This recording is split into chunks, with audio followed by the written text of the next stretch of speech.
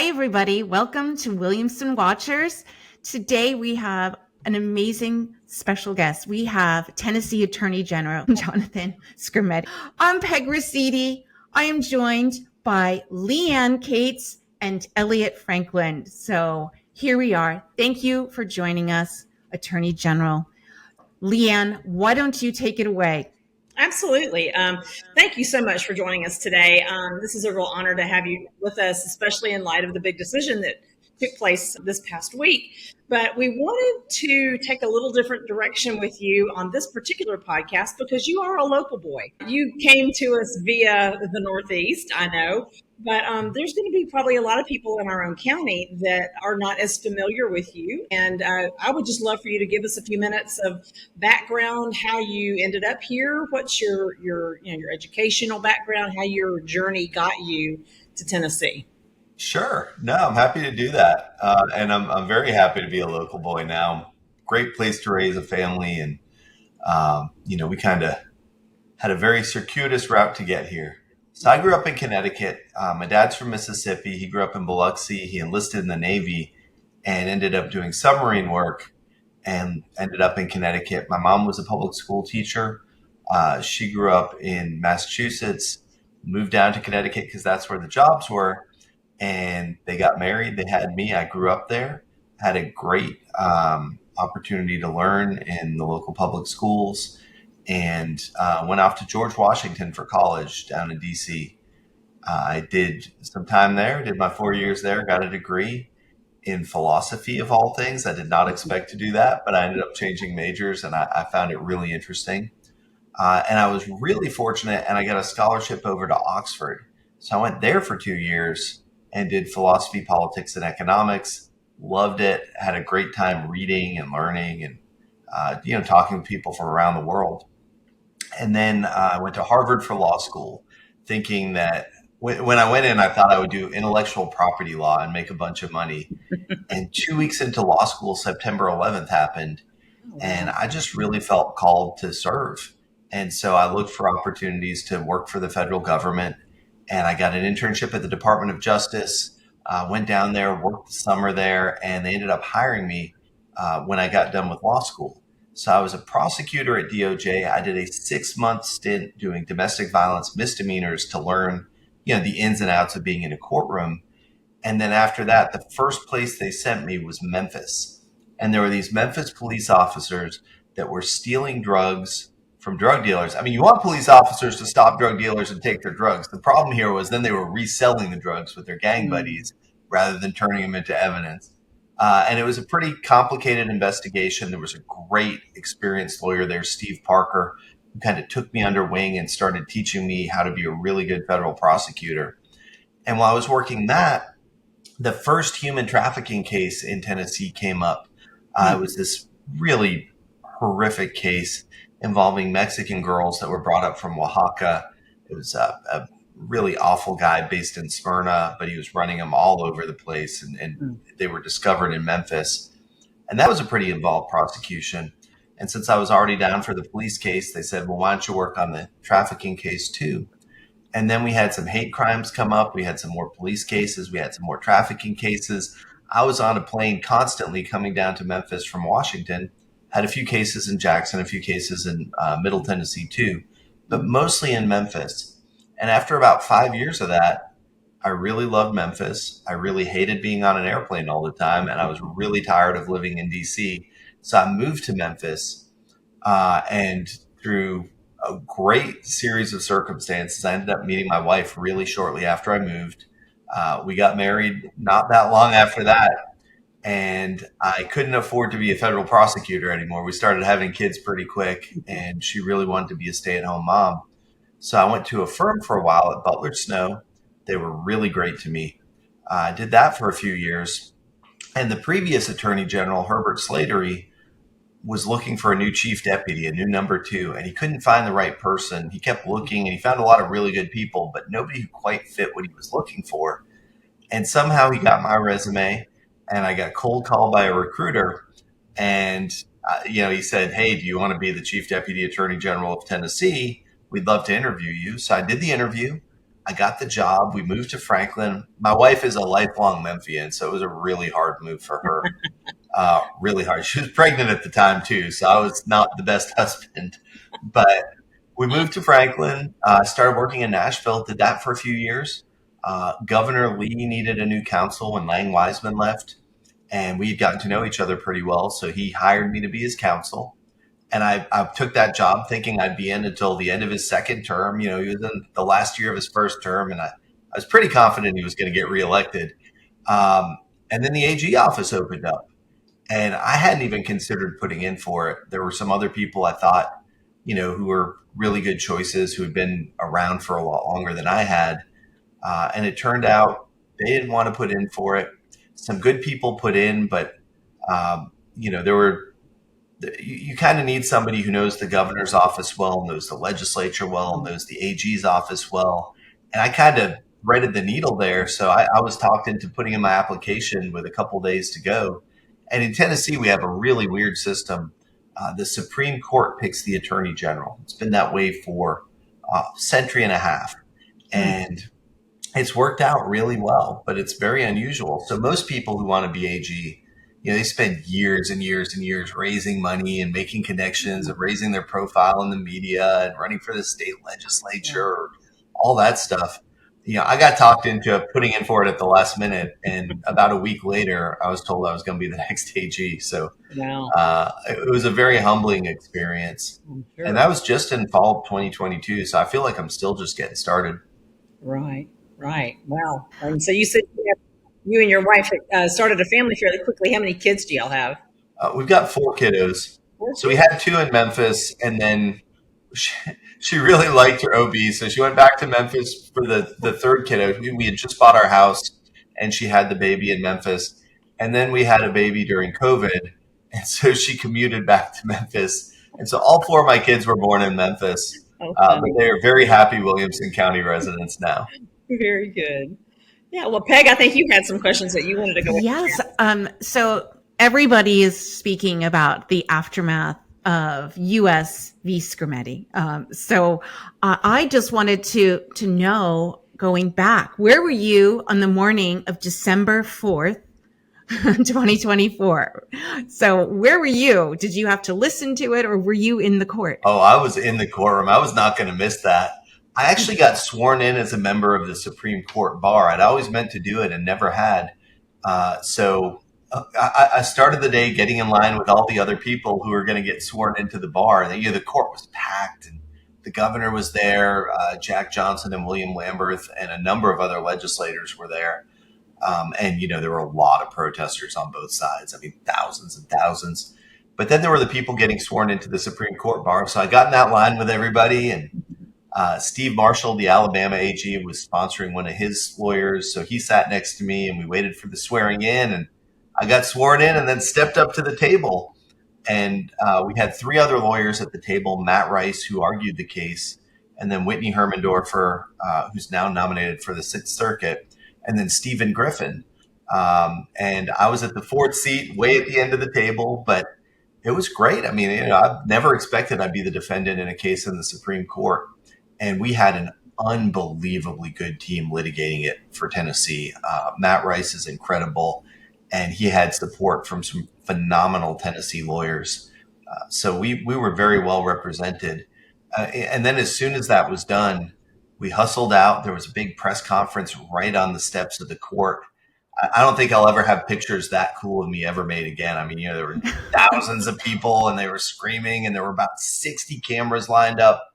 And I did the press conference, went to get a quick sandwich, and then it was just media for about 2 straight days because people had a lot of questions about the case.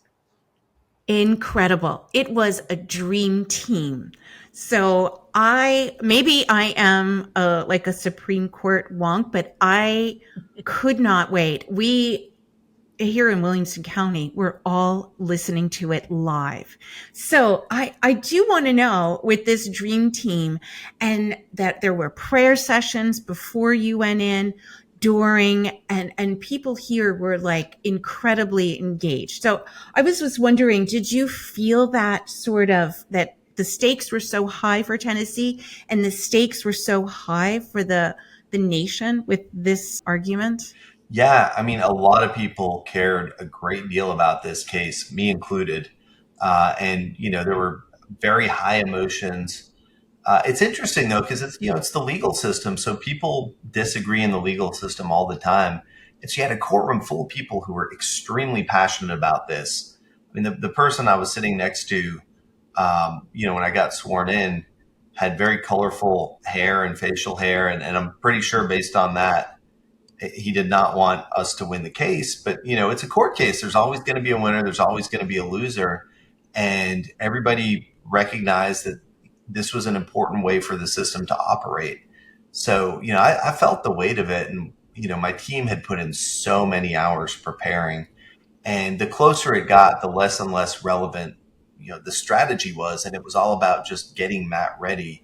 And the folks who really dug in to prep him did a phenomenal job. And he did an unbelievably good job in a very tough case.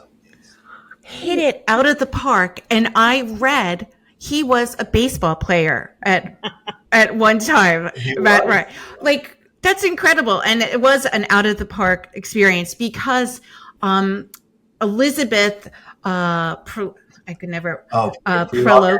Yeah, She is incredible. Yeah. She is a formidable attorney, and she is the Solicitor General of the U.S. So that was incredible. How amazing he did on so many smart people on that, and you had the dream team. Oh, it was incredible. I feel so blessed. I mean, we are just so lucky as a state to have great people in my office, great people outside of my office that were helping them. The stakes were as high as they could possibly be, and they worked so hard to put together the best possible case. How did you gather these people? How did you find them, or did they find you? I mean, because you also mentioned that sometimes you're in the right place at the right time, due to God, and I feel the same. So I'm just curious, do they also have that feeling as well? I think so. I don't want to speak for him, but I think so. So Matt was in the office. He had come in when I was with the governor and had worked his way up in the Solicitor General's office. He had clerked for Justice Thomas and was working at a really, really good law firm prior to making the jump. But he wanted to be in Tennessee. He wanted to raise his kids here. He wanted to work on meaningful cases. And so he came in, and then we were able to scoop Whitney up shortly after I started as AG. There was a little bit of a lag, but she's a Franklin native. She wanted to come home. She wants to raise her kids here. And she came on board. Stephen Griffin was in Mississippi, and he had this hunger to work on meaningful cases. So I recruited him when I was the Chief Deputy Attorney General. I mean, it didn't take a lot. He was really interested in finding some public service work to do. And we had some great conversations. He came up, and he's a brilliant trial lawyer, very, very, very good at the sort of foundational phase of a case. And he was working on it the whole way through, but he really laid the foundation. We had Clark Hildabrand, who was in my office at the time, who was really engaged in the initial set of drafting and argument, and did a great job with it. When the case first came along. And then we have a couple private practitioners in Tennessee who are exceptionally good lawyers, Adam Mortara and Cam Norris. Both of them clerked for Justice Thomas. Cam has been our outside counsel on a few cases. He did the NCAA argument where we were able to stop them from illegally enforcing some rules that would have been absolutely catastrophic for Tennessee sports and student athletes. And Adam is one of the absolute finest litigators in the country. And one of Cam's co-counsel at his firm, Jeff Harris, who's actually an old friend of mine from law school, was also a big part of it. I'm sure I'm leaving people out. I have to also mention another Williamson County resident, Lacey Mase, who is my Chief Deputy Attorney General. She's got the job I used to have. And she really put the team together on the fly as things were starting up and helped us figure out the right strategy.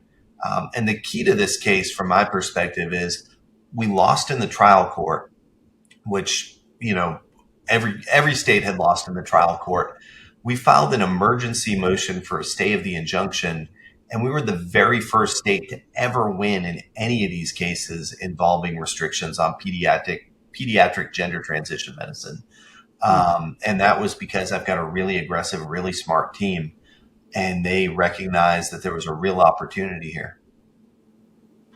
Unbelievable and absolutely life-changing for Tennesseans. We're now protecting children. So I wanted to ask about, during this time, right in the middle when the legislation was being formulated, there was like a change, social media and the conversations that were being had between, say, Moms for Liberty, both locally here in Williamson County and nationally. What is a Woman, when Matt Walsh created that movie. And I was just wondering if that helped propel to do the right thing. Is that something that you were cognizant of, you and your team? So when the legislation came up, it was because of some Daily Wire reporting about what was actually happening in Nashville. And people got very worked up about that and mobilized quickly. This is all in the context of radical changes in the way medicine was being practiced, in the way people were using language, in the way people viewed the law. 20 years ago, it would be unfathomable to think this would be a case that the Supreme Court was taking. But everything moved really fast. There were these academic theories that were very quickly turned into conventional legal wisdom. The Biden administration had tons of regulations that were trying to incorporate this and say that this was just already present in American law. And you had every major medical association saying, well, this is what we should do for kids. It's unanimous. They were trying to really suppress dissent. And, the great thing for us is a bunch of European countries that had initially embraced this had rejected it after they saw the evidence of what it was doing to kids. So they thought this is gender affirming care. This is going to help children. We want to help children. We're going to do it. And they have a very different political philosophy, very different approach to the world than we have in Tennessee, for sure. We're talking about like the United Kingdom and Sweden and Finland. But the evidence told them you have to stop doing this to kids. So even though people on the other side tried to say, oh, you're just a bunch of dumb, bigoted hillbillies who hate transgender people, the answer is no. We're a bunch of people who look at the evidence and love our kids. And that was what came up in the legislative hearings. They heard from detransitioners like Chloe Cole. They heard from doctors who were really concerned about the lack of evidence-based medicine here. And, another really interesting constituent group was these LGB groups, LGB alliance type groups who have the gays against groomers. Exactly. And the like. Exactly. Yes. So, it was not a monolithic group. Obviously, there were a lot of very conservative people, a lot of very conservative Christians, but it was a much bigger tent than that. Mm-hmm. And, it was all people who were asking questions and who said, that doesn't sound right, and dug a little bit deeper. And the other side entrenched further and further into this manufactured consensus. And even now, after the opinion came out, you see these people saying, well, these people are morons. Every major medical association endorses this. But, the great thing Alabama did was, in their parallel case, they uncovered all the fraud that was present in the WPATH guidelines. And policymakers, including Admiral Levine and the Biden administration, were telling the doctors what to write in the guidelines for the purpose of advancing their policy and litigation agenda. And it's just riddled with stuff that's bad science. And it really bothers me that people are putting a thumb on the scales of the research when we're talking about kids' well-being and when we're talking about really profound consequences. The kids who are involved in these situations, the kids who are wrestling with these feelings of gender dysphoria are having a really difficult time, and their parents are having a really difficult time, and they deserve compassion. But compassion doesn't mean just going along with whatever someone says. Compassion is figuring out what the best, most effective approach is. And when you look at the actual research, the large majority of kids who have gender confusion feelings grow out of them. Large majority. And as for the overall population of kids, there's no evidence that this provides any significant degree of help. There's some research that says maybe it helps a little bit, but it might be negligible. There's some research that says there's no upside whatsoever. And then there's all sorts of evidence of these huge risks to kids, right? Like, I mean, you're talking about potentially compromising their fertility, potentially compromising their ability to function in intimate situations. There's cognitive development issues. And, the idea was sort of floated that, you're just hitting pause on puberty with the puberty blockers. These are not a big deal. They cause significant harm if you take them over time. And we've really been feeding kids a lot of lies in the context of the number of kids getting these treatments just flying up. There was a doctor in England who said there was a 4,000% increase in the number of adolescent girls that were going to him trying to get medication for gender transition. And we don't understand why. So, I mean, it's a great opportunity for the state to regulate when you have serious consequences, bad science, and increasing numbers with no explanation. Terrific. Thank you so much. Yes. And I'm going to hand it off to Elliott, who has the last few questions for you. Yeah. So we really appreciate your time. We know you've been swamped with interviews, so we want to be respectful. I just have two questions. One is, do you see now that this legislation has passed, other states following on, or maybe even a federal law that might follow on, or policies behind that? So about half the states have similar laws to Tennessee. And I suspect that at least some other states are going to look at it. Some other states are digging in deep on the other side, swearing that they will never go Tennessee's route. And then the president and a number of people in Congress and in the administration have talked about a federal law. We'll see what happens with that. Depending on how they try to do it, there may be fierce litigation if it's regulatory. We'll see how it plays out, but obviously there's huge risk to kids out here, and I think a lot of people are very concerned about finding the best way forward. No, I appreciate that. And then if we've got citizens, we've got voters and folks here in Williamson County and across Middle Tennessee that want to stay engaged with this, what's the best way? I mean, in case there's follow on to this, other kind of similar legislation or risks that we face, what's the best way for them to stay engaged? It takes some effort. I mean, I try to follow a lot of different sources and keep up with things. The legislature has a great website. The governor has a lot of information coming out through his comms team about what's going on. There's not really one source necessarily, unless you really do want to follow the legislation and you just follow the legislature. But you can definitely keep up with your local legislators. We certainly have some active ones here in Williamson County, and they should be able to convey a lot of that information. I do need to note, too, I know this is a partisan podcast, but this is a bipartisan issue. And I would be remiss in not noticing that, in a country where everything's so polarized, there are a lot of people who have crossed the aisle in various places to support protecting kids. And so, there obviously is a lot of need for partisan activity. And I do not want to discourage that at all.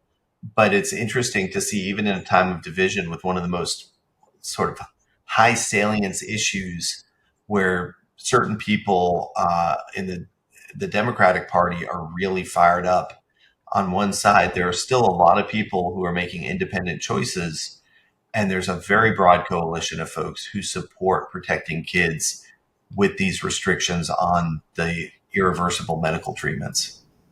I guess just the last question I've got is, do you see, totally maybe changing subjects, do you have any other legislation or anything that you think might be at this level in the future in terms of might needing to be challenged and giving you maybe another opportunity to present at the Supreme Court? I mean, again, good or bad? I mean, we will, I think, no doubt get back to the Supreme Court at some point. I'd be surprised if we don't. We have a very busy legislature. They pass a lot of laws that are pretty controversial, and we have some very litigious people who don't like them. So there are a lot of cases going on. We have a bunch of cases still involving gender identity. We have holdover cases involving binding or regulations about that. We have lawsuits against various Tennessee laws. Immigration is a very hot area right now, where I think next session we'll probably see additional laws passed, and no doubt we'll get sued over that. There's a lot of First Amendment stuff. We had the Adult Entertainment Act case out of Memphis, where we were able to win at the Sixth Circuit. And there's some additional litigation involving that and other First Amendment suits out there. And then one of the most interesting things, I think, is I just got Civil Rights Enforcement Authority this past session. They gave it to the Attorney General's office. And so we've got this whole new avenue of litigation, which is probably going to result in a lot of people going to court who are unhappy with various outcomes, or us going to court to hold people accountable. And so there are a lot of different ways cases can come up. But we're living in an era where people don't have as much faith in the democratic process. In the old days, there would be some litigation, but it wouldn't be everything that happened that you didn't like would be a lawsuit. These days, it really is lawfare. I mean, you try to get your folks elected. You try to get them to pass the laws you like. If it doesn't happen, then you sue. That's the way so many people approach it. That's the way different states approach it. That's the way a lot of organizations approach it. A lot of nonprofits out there raising money off litigation, and a lot of nonprofits trying to make a difference through litigation. So when there's a controversial issue and it goes through the legislature, in the old days, that would usually be the end of it. These days, it's almost always going to be a lawsuit. So we'll get back up there. I don't know when, but it'll never be this big again. I mean, this was a pretty big case, and we were just in the right place at the right time to litigate it. And I feel incredibly blessed that we had that opportunity. Well, super thanks. Attorney General, we really appreciate your time on a Saturday afternoon to spend a few minutes with us talking about this, and talking to not only us, but talking to your neighbors, to your own community, and taking this time to enlighten us not only on some of the things on the case, but on yourself personally. So we'd love to invite you to any of the events that we have taking place throughout the party as the year progresses. But we thank you for your time, and Williamson County, we are watching out for you. So stay tuned. Thank you.